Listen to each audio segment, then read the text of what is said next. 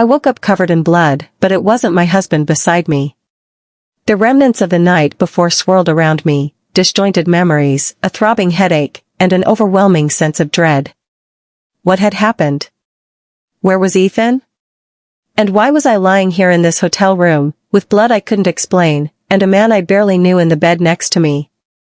I didn't know it at the time, but that one morning, in the haze of confusion and fear, would lead me down a path I never saw coming. My wedding night, my most sacred night, turned into my worst nightmare. I'm Sophie, a 34-year-old woman from Chicago. I married Ethan, my best friend and partner in everything. He's 39, a civil engineer with a gentle soul. We were inseparable, the couple everyone admired. We'd been together for 8 years before we finally said I do. Our wedding was nothing short of magical, until I noticed something that would change everything. My best friend, Jessica, was my maid of honor. She was 31, always vibrant, always the life of the party. We'd been friends since high school, and I couldn't imagine my big day without her. She had a way of making me feel secure, like nothing could go wrong with her by my side. But there was something about that night, something I couldn't place. I kept catching Jessica staring at Ethan with a look I couldn't quite read. It was subtle, but it bothered me. I brushed it off, telling myself I was just being paranoid. After all, I had just married the love of my life. What I didn't know was that Jessica had been harboring feelings for Ethan for years, feelings she couldn't let go of, even on my wedding day. The wedding reception had come and gone, and Ethan and I were ready to start our new life together. But somewhere in between the champagne and laughter, everything began to unravel.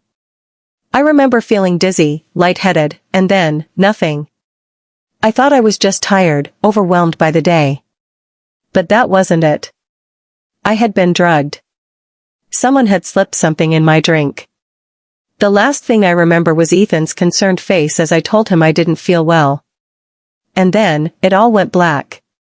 When I woke up, everything was wrong. I was in a hotel room, one I didn't recognize. The sheets were soaked with blood. I didn't know if it was mine or someone else's. Panic set in. And then, there was Marcus. I didn't know much about him, just that he was a friend of Ethan's from college, someone who'd been at the wedding. But there he was, next to me, in the bed. My heart dropped.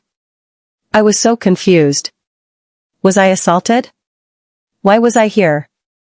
Where was Ethan? The truth hit like a freight train. Ethan came to me with a video, one that shattered everything I thought I knew about my marriage. The footage showed me, unconscious and disoriented, in bed with Marcus. My body ached as I watched it, the horror of what had happened creeping up on me. I was drugged. I didn't know what I was doing. But there I was, in a compromising situation, and Ethan was seeing it for the first time. He was devastated. The trust we had built was crumbling right before my eyes. But it wasn't just the video that hurt him. It was the fact that Jessica had been there, had orchestrated it all. She was the one who'd manipulated me, drugged me, and set me up to destroy everything. Marcus. I didn't know his role. Did he know I was drugged? Did he take advantage of me, or was he just another pawn in Jessica's game? Ethan was torn. He loved me, but he didn't know if he could ever trust me again. The video, the betrayal, it was too much to process. But instead of turning away from me, he stayed. He tried to find answers, to make sense of it all. He went through the hotel footage. He questioned Marcus.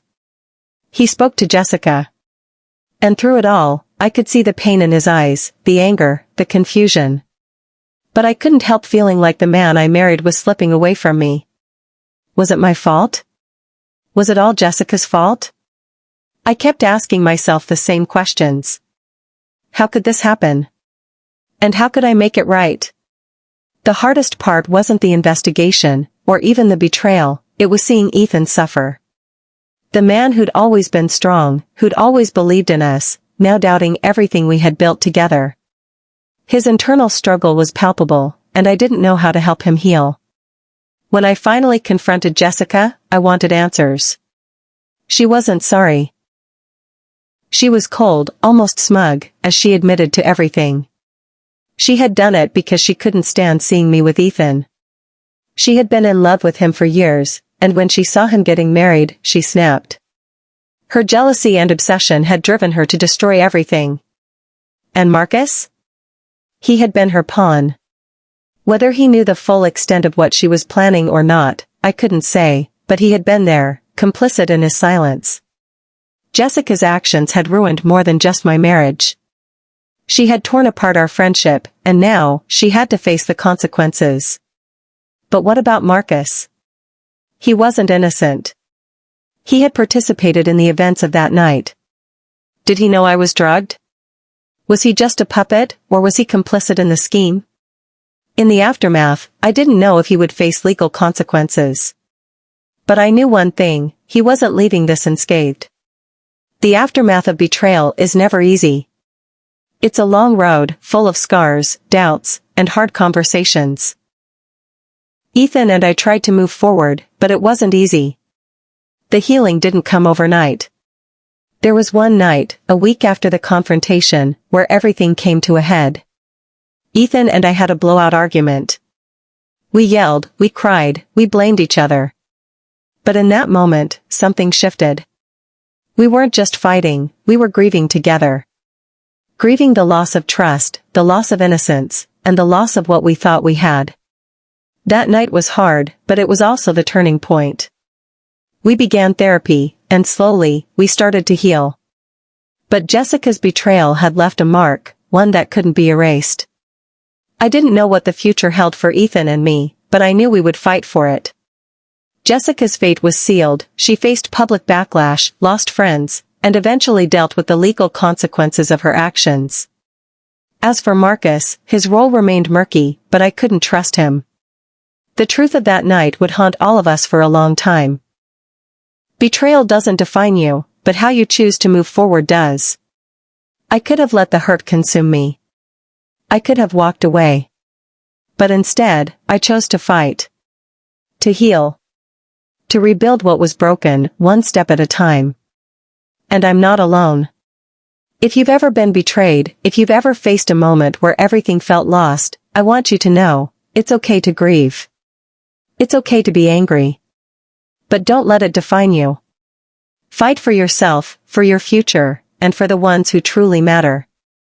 Share your story in the comments.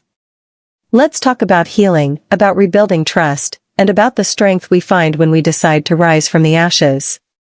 Thank you so much for watching. I truly appreciate all your support and I'm so glad you're part of this community. If you enjoyed this video, please don't forget to hit that like button, it really helps me out. I'd love to hear your thoughts, so drop a comment below and share your ideas with me. If you think this video could help someone else, make sure to share it with your friends and family. And if you haven't already, please subscribe to the channel and click the notification bell to stay updated with all my future videos and if you'll want me to continue my story on what happened next. Make sure the notifications are set to all so you never miss out on new content. Thank you again for your support, and I can't wait to see you in the next video.